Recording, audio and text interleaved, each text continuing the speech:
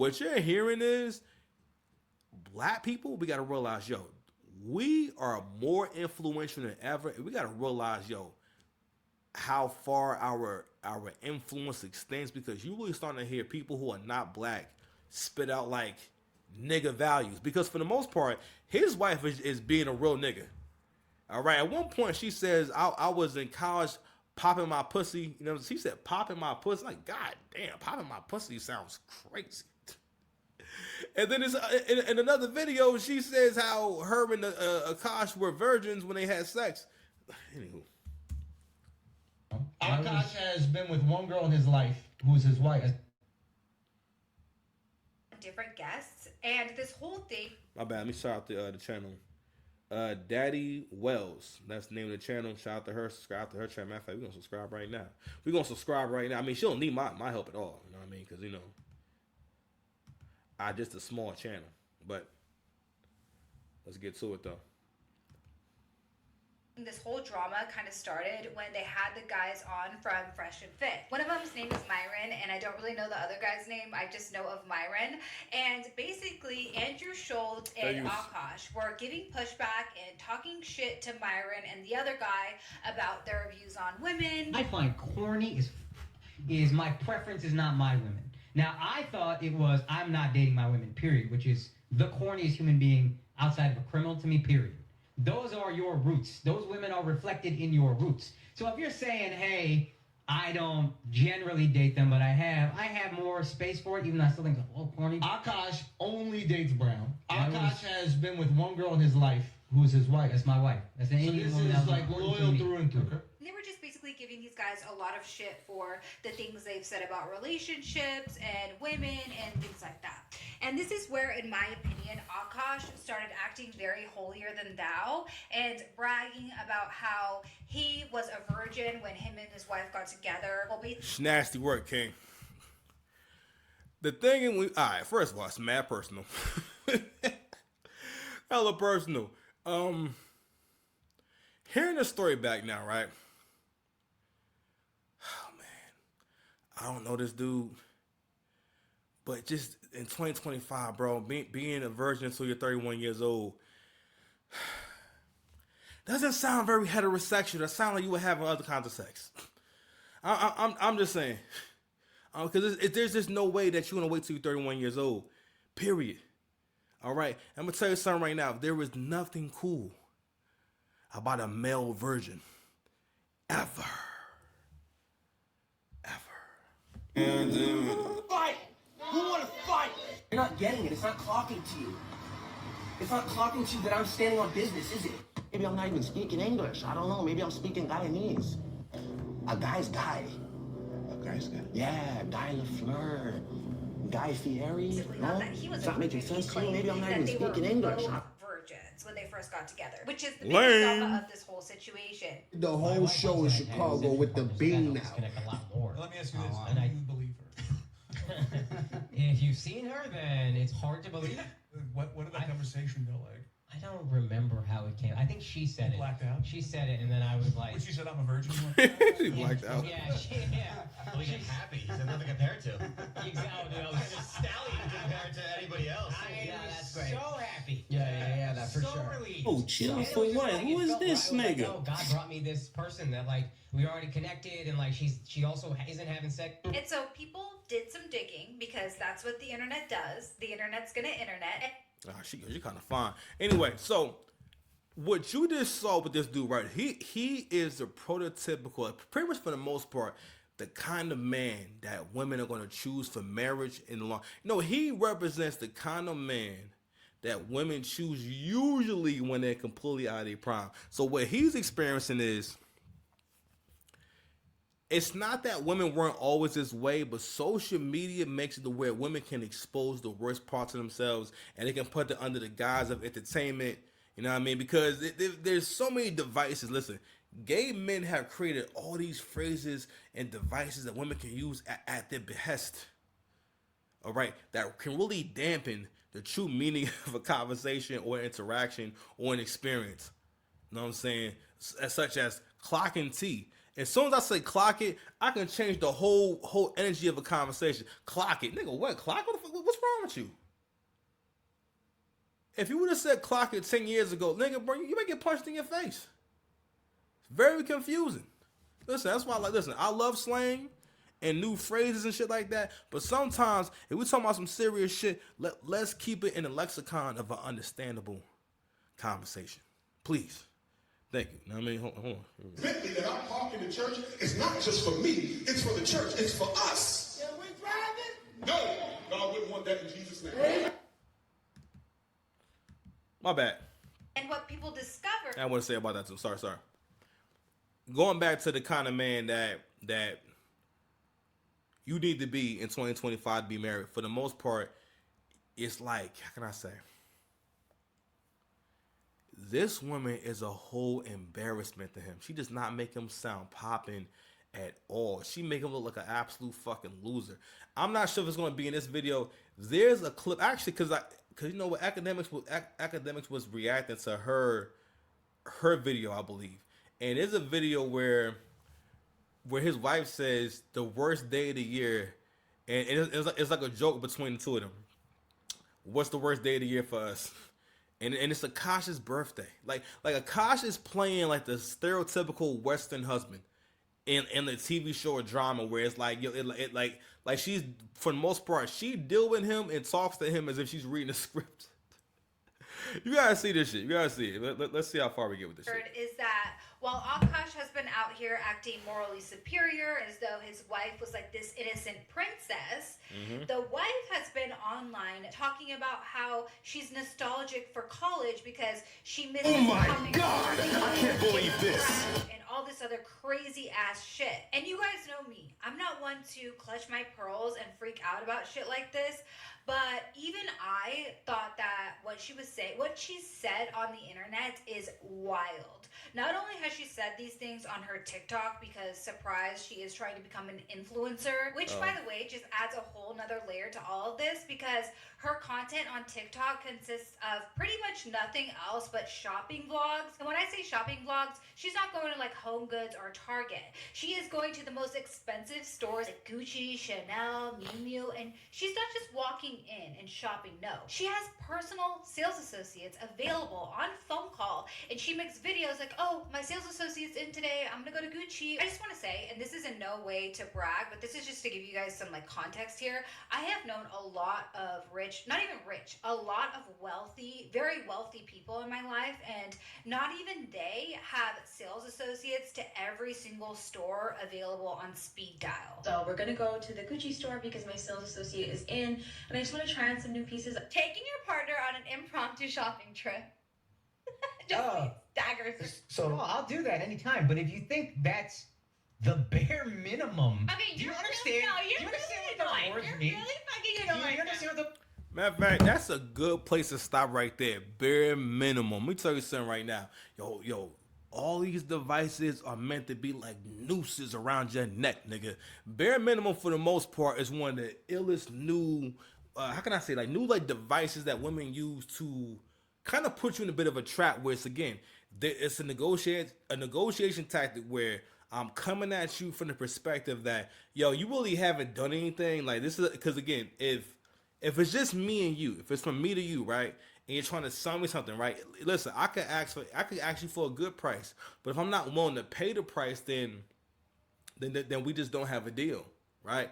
And the perspective that she's coming from is like the customer who's coming to buy a car, and they're pointing out every single flaw, and the car is already a good price. They're getting it at a good price. They had the money in their pocket, but they can't resist trying to apply the power dynamic and see, well, you know what, how far can I push things, right?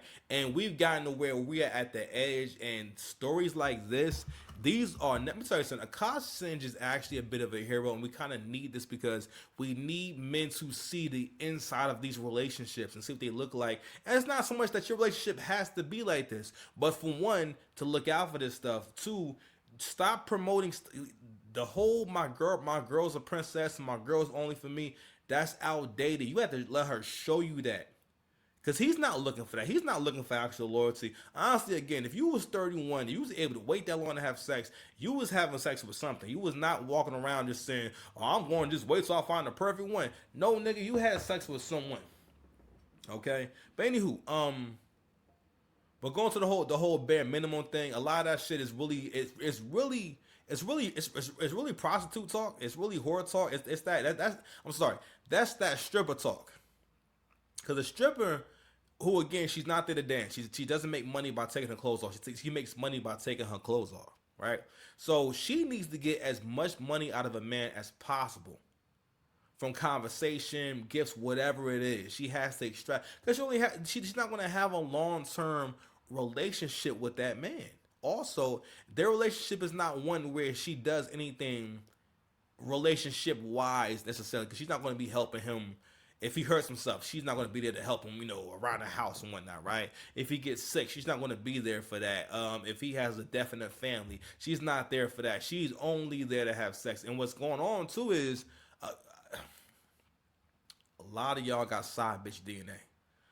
Like your grandma had side bitch DNA, all right? It's the same way, all men don't have strong leadership in their DNA. All men do not see errors in society and think, you know what, I need to fix that. That needs to be corrected. All men won't do that. It's just levels to it. You know what I mean? Like, I had to learn as a man, like, sometimes, bro, everywhere you go, you have to take charge. You know what I'm saying? For one, to set the example for other men, because that's how it was done for me. I saw another man who would take charge and take control of a situation and try to come up with a plan and a plan of action. That is the most powerful thing that men. That's the divine masculine for your ass, is when you can come up with a plan for some shit, or when it occurs to you that, you know what, all right, listen, here go the plan. Action. Women struggle with that whole thing. Women struggle when it comes to acting in a way that's relevant, in a way that's appropriate for the problem. So it's a matter of, they have an issue with problem solving and an issue with acting appropriately, meaning that, like, you're taking the appropriate action towards this issue. It's one of the biggest problems that I've had to address in my life, is taking the appropriate action and doing what's best. Doing what makes the most sense in that moment. One more analogy. Being a man is like that scene from Avengers with Doctor Strange, right? And he uses the time stone, and he goes through all the different possibilities and every different course of action that they can go through where they wind up being victorious. And he said he looked at 3 million possibilities. He said, how many did you go through? That's what Tony Stark asked him. How many possibilities did you look at? He said, I think like 3 million. He said, how many did we win? He said, 1. 1, nigga. and the one was, everyone's going to have to die first and then come back to life. That's what success really is. It's you being willing to sacrifice in the moment for the greater future, because it's going to be a whole lot more future than the past. Time is always moving forward. And if he didn't have the will, if he didn't have a man's will, he might have said, no. I dealing with the fact that half of the universe will be snapped away for 5 years, and all the pain, all the issues, the problems that it will cause with that going on. But knowing that if we follow this path, we'll be able to bring them back later on. That's what being a man is. Being Doctor Strange. Those words mean that's the bare minimum. Yes! Is I take you to Mew Mew and you buy whatever you want. That's the bare minimum. Excuse me. No, I didn't buy whatever I wanted. He limited me. I am on a budget, okay? Because you want a house that I don't care about. A house. In the Hamptons? Is this the Hamptons or the Hamptons house? Mew Mew or the Hamptons house? Pick one, go. Yeah, thank you. Pick one. If you have to pick one, right now. No. You gotta pick one. Look at her. Gonna cry. She's gonna cry. You'll get both. No bullying. We already got bullied enough. You'll get both. You'll get both. No, I really can't. Just fine. That's insane. I want to live in where I want to be wearing a Mew Mew lounge set in my Hamptons house. She's just the worst kind of woman, just extremely vain, vapid, and materialistic. But what I was gonna say is that aside from posting these videos on her TikTok and trying to become an influencer, she also has a podcast called the Main Character Podcast, which is extremely fitting. And her podcast is where she has said a lot of these things. So today I kind of want to walk you through and just cringe at the various things that she's said. His money is our money, and my money is my money.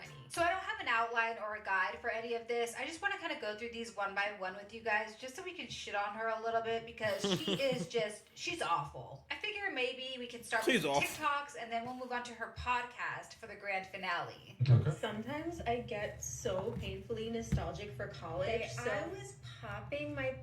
Yo, first of all, this is a South Asian girl. You got to realize how conservative those people are. They're very conservative. She's about to say she was popping. She's I get saying that you get painfully nostalgic is crazy, especially while you are married. Could you imagine a nigga stopping his day to make a post about sometimes I get painfully nostalgic for how much pussy I got my first year at college. I was fucking all over the place. I was just skeeting and everything. That shit would sound crazy if you were married and you're a public figure. And for the most part, this is what women like go viral doing. Like with the character she's creating, whether or not we think it's a good thing or not, this is the Kardashians because this is based off of the Kardashian archetype. You know what I'm saying? Where like you don't really see how crappy of a person this is because they're attractive, they have money for surgery, and they got money to shop with. Or even in the prior conversation, that was a simp ass conversation. I mean, and these kind of males, again, they are needed. They are heroes. They are necessary sacrifices for the greater good because men have to see the insides of these marriages, what actually goes on. You do not reward these kind of women. Because the more that girls are on social media and they see this kind of girl winning, they're going to think that I can act like Akaash Singh's wife and still get all this shit. And when men let that happen, you got to realize that it's irresponsible and it's fucked up as a man when you reward a ain't shit woman. When you know she ain't shit and you're rewarding her. Shame on you. Shame on you. Pussy and living my best life in these white boy frat houses. Do you know why I think I have like a good marriage? I think it's because my husband's never here. Okay, so She hates Oh, chill for what? Who is this nigga? husband for clout, and yeah, that's exactly what it is. No lies were told. I am leveraging the support I have. It's kind of like nepotism, but like through my husband, so like spousal nepotism. What's wrong? Here's the thing with her is that she claims that a lot of this is just a joke. She thinks she's a lot funnier than she really is. To me personally, she's not funny at all. I understand she could be joking about a lot of things. However, this is quite humiliating. If she really thinks she's that funny, why does everything have to come at the expense of her husband? The guy who like dead ass. But you gotta realize what she doesn't understand is that, again, this girl is also probably playing a lot of Megan Thee Stallion, probably just a lot of like coochie rap. You gotta realize, non-black girls listen to coochie rap too, and they look up to people like Glorilla. You know what I'm saying? And people like that, right? Because for the African American community, if black girls are seeing her make this kind of content, I'm gonna tell you right now, they love that shit. They do think it's funny. They probably, well, maybe not funny as in how like a man is funny, where like we all laugh and whatnot, but they like funny as in, oh my god, yo, like you got him to do that, or god damn, like shit, you worse than me. It's funny like in that way. You understand? supports her fully and affords her this life of luxury. Personally, to me, she's not very funny. She just seems very dumb, and obviously you have to be somewhat intelligent to be funny. And I also understand that, you know, she may have been a party girl in college. We all have a past, right? We've all done things we're not proud of. However, we have to remember that her husband was the one running around acting all self-righteous, talking about how him and his wife were virgins when they met. So it's just not adding up when she talks about her experiences in college. So we saw the short clip of her saying that she was popping her pussy in the white boy frat houses. So let's watch the entire thing. Why is college nostalgia so painful? Sometimes I get so painfully nostalgic for college. So for context, I went to college from 2011 to 2016. The top like 4 songs when I came back for my sophomore year: Click, Pop That, Bands Make Her Dance, Birthday Cake, the 2 Chainz, Birthday, It's Your Birthday. I was popping my pussy and living my best life in these white boy frat houses. I was shopping at Rainbow. I was eating buffalo chicken wraps every day. I was straightening my hair with my French tips. Like, you could not tell me nothing. And I had a roster of guys that I would rotate through. So, all right, again, this is all very much like nigga language at this point. I'm just saying, like, yo, like, just imagine like a black girl saying all this shit. You know what I'm saying? How much more sense it'll make. But yo, like, and not only that, yo, you heard the influence too. And get me wrong, being ratchet is a little bit fun. Ghetto can be fun, right? But here's the thing: with being ghetto comes great responsibility. All right. So it's like, sometimes it like literally hurts my heart. And when the nostalgia is that painful, guess what I have to watch? This. It's the only thing that'll give me a little quick fix. She's dying. She's like, oh, girl, are you okay? She's literally having withdrawals from. When was your first kiss? 18. With my first kiss was, oh my god, I don't even want to say his fucking name because I'll kill him. The first kiss was with my senior prom date, and he basically broke up with me because he said I was too dumb, and he was going. You are. He was going to an Ivy League school. Weren't you ranked second in your high school class? I was number 1 in my class. It's so sad because Akaash keeps looking more and more pathetic with every video because he's always defending her, trying to act like she's so smart. Dude, we can see the way she talks. She's an idiot. She's not smart whatsoever. So he's always trying to defend her and say things like, weren't you first in your class? He also does this thing, and it irritates me so much, where he laughs extremely loud and crazy at the things she says and trying to make it seem like it's so funny. There's nothing worse than when a guy or when anyone laughs loud as fuck at their own jokes or something that's just not funny. If your man is weird about periods, that's a red flag. Break up with him immediately. The reason why Akaash may not know that she's an idiot, right, is because that is a really pretty girl, and that girl is too pretty for him. The gap is just too wide, and sometimes, you know what, that's also another factor. I mean, again, I do think that you was having, if you saying you was a virgin, I think you mean a virgin to like heterosexual like sex. I don't think you were a virgin to like, no, this doesn't make sense. No, you was fucking somebody. Anywho, I don't know, man. I'm starting to think that Akaash, this is your beard, all right? This is the only thing that makes sense. Or I'm not gonna lie. The more young and attractive a woman is, the more tolerable she is. I ain't gonna lie. Women who are like a lot older, they're way less tolerable to me. I'm not gonna talk to you for a long time. We're not gonna argue. I'm gonna go back and forth. Matter of fact, bitch, I'm not gonna make eye contact. All right. Good. Immediately, no pun intended. Why are we talking about periods? Why are we making videos about this? This is disgusting. Because when I was in college, I dated this guy. You know, he didn't want to fool around when I was on like the heaviest days of my period. Okay, totally Fam, one of y'all origin stories is that y'all were virgins when he just talked about them being virgins. And the earlier clip I just had, he just talked about them being virgins. Oh my God. Men, let's make this the last generation of these kind of relationships. This is fucking crazy, man. Understandable, I get that. And I was like, oh, Why are we talking about this? As a married woman, why? great, good news, my period ended, like we can like have fun tonight, blah blah. And he was going down on me.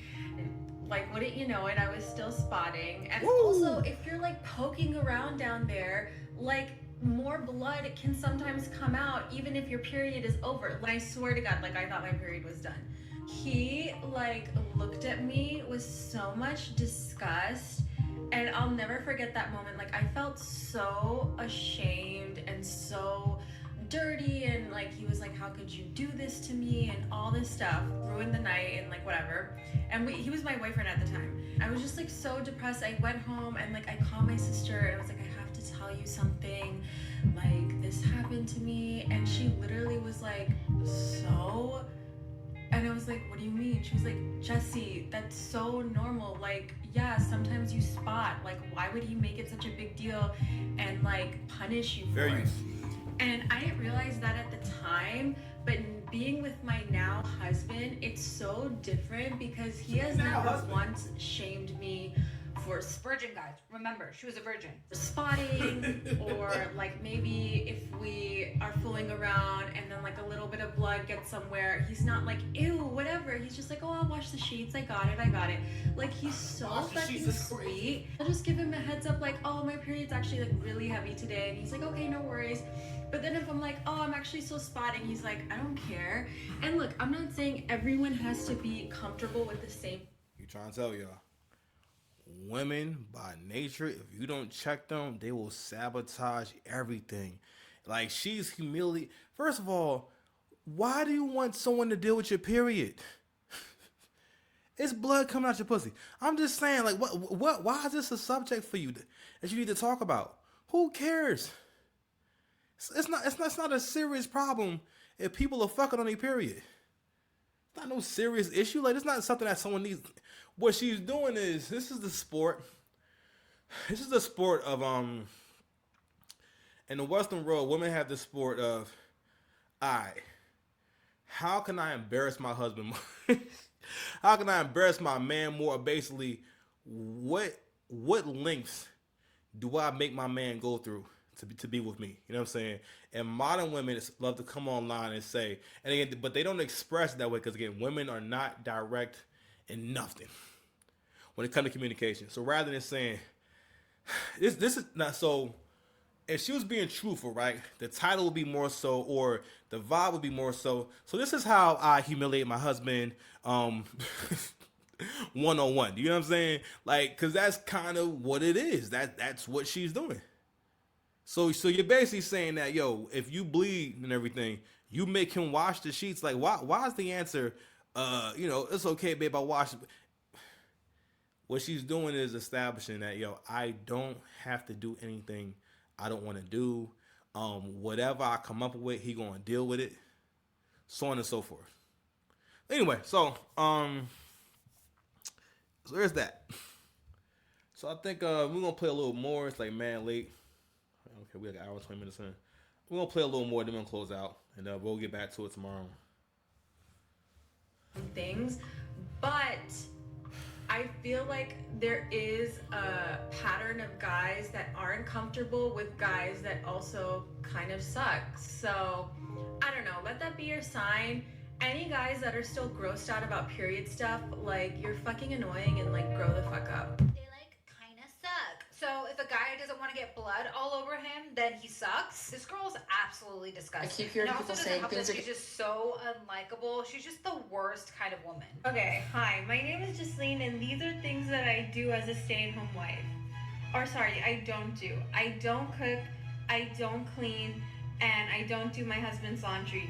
I do cook sometimes if I feel like it, and Hi, my name is Jasleen, and these are things I don't do as a stay-at-home wife. I don't cook, I don't clean. Then what do you do, bitch? Because you sound pretty useless, and maybe that's the problem. Maybe you should start cooking and cleaning. Maybe that's why you're making all these stupid-ass videos and getting in all this trouble, because you have too much time on your hands. Maybe you should start cooking and cleaning. And listen, I've known a lot of women in my life that don't know how to cook, which to me is crazy, because it seems like just like a basic life skill. Like, you have to eat, so maybe you should learn how to cook. But it's especially... that is how backwards, that's how easy life has become for the human race.